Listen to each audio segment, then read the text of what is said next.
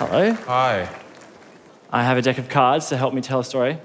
Alicia, can you help me out? Can you give them a little shuffle? Give them a little mix up. Beautiful. Ooh, Don't judge me, they're a new pack of cards. Oh, wow. You're upstaging me now. I don't like it. There you go, that'll do, Magic Perfect. Mike. You have shuffled the hell out of it. Shane, can you help me? Yeah, of course. I'm going to get you to say stop whenever you like. Stop.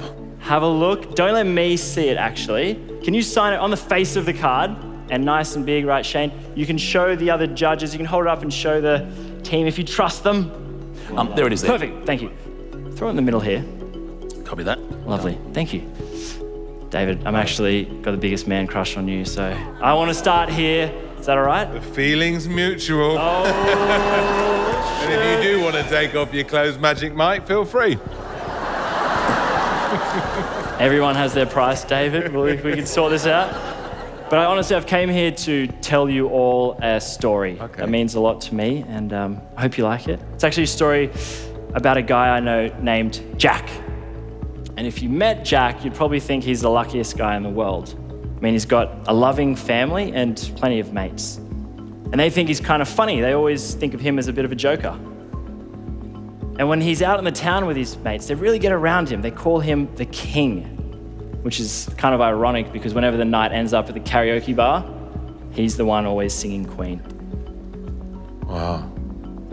But even on the most joyous of occasions, like Christmas or even his birthday, he would often look around at the full house of family and friends having such a good time. And he'd stop and think, what's wrong with me? Like, why can't I have fun? And the more he thought about this, the worse he felt. And the worse he felt, the more guilty he felt. And all of a sudden, he'd have shame and become flush with emotion. So what would Jack do? He'd find a nice, quiet room in the house and cry.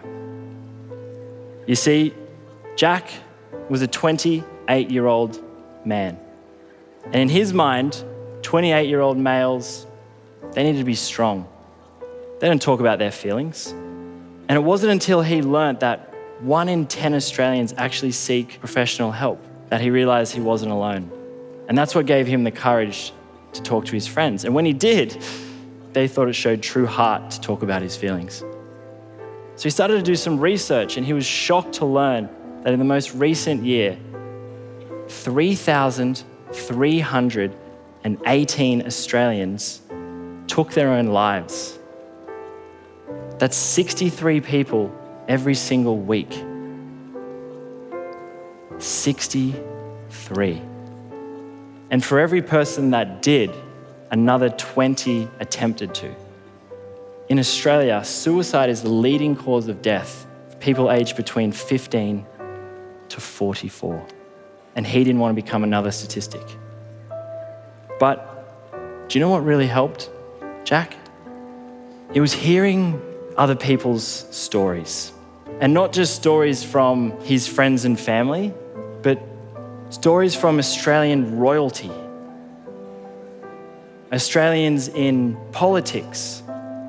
Australians in fashion and business.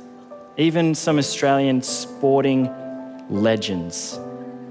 Hearing these people share their own personal stories about their struggles helped Jack recognize his fears and made him realize he's not alone. So do you know what Jack decided to do? Jack decided to share his story on Australia's Got Talent.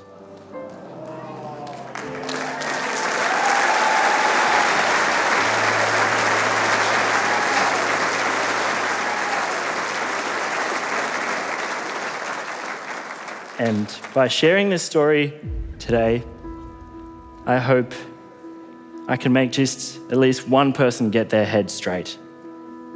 So now more than ever, do we need people to have the courage to reach out. There's a trained professional just a phone call away, 24/7. Don't cry, mate. I want all Australians, genuinely, who are struggling with their mental health, to remember that without the rain, there can be no rainbow. Max, I want all Australians to shine bright like a diamond.